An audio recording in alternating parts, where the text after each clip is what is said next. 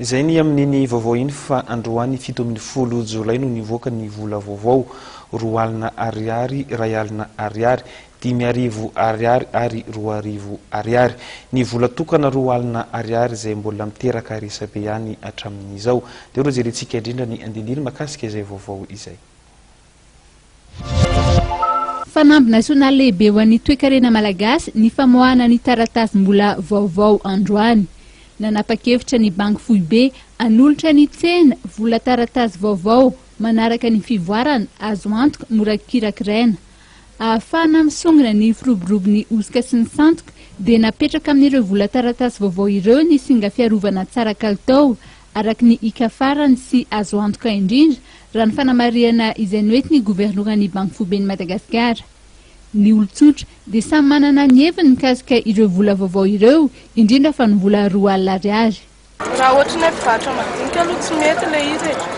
5,000 raha ny sahirana izay miala mofo 200 maika vera hoe 2,000 tsy mety aminay ilay izy.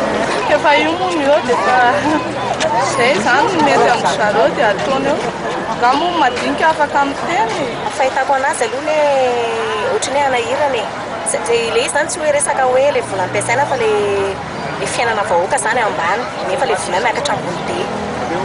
Dia ohatran'ny tsy tokony isan'izany 2,000 mitambatra zany raha ialara raha azo atao tokony foanana fa tsy zakany vahoaka miaina amin'ilay 2,000 mitambatra izay no tena marina. Raha ohatra hoe tokony hampandraraha vaventy ilay izy ohatran'ny hoe mbola hitako hoe tsy mety ihany koa satria ny vaventy ny madinika ihany lasa vaventy fa ny vaventy tsy hidina madinika zany mihitsy. Zany hoe ilay fiainam-bahoaka zany tokony hitovy mampiasa an'ilay vola fa tsisy hoe ity vaventy dia ity ny madina. Zany hoe raha amiko manokana zany dia tokony aleo tsy asiana ilay 2,000 mitambatra. Aminao madinika anao aloha tsy mety ilay izy. Ny zavatra mamaika ankely tsy fanovana vola ny tokony atao fa ilay sosiala fiainam-bahoaka mety atao fa raha resaka vola zany zareo any ambony any. Notsindrin'ny governoran'ny Banky Foiben'i Madagasikara fa nampidirina amin'ireo vola taratasy vaovao ihany koa ny sandam-bola 2,000 ariary ho setry ny filan'ny toe-karena sy ny tsena.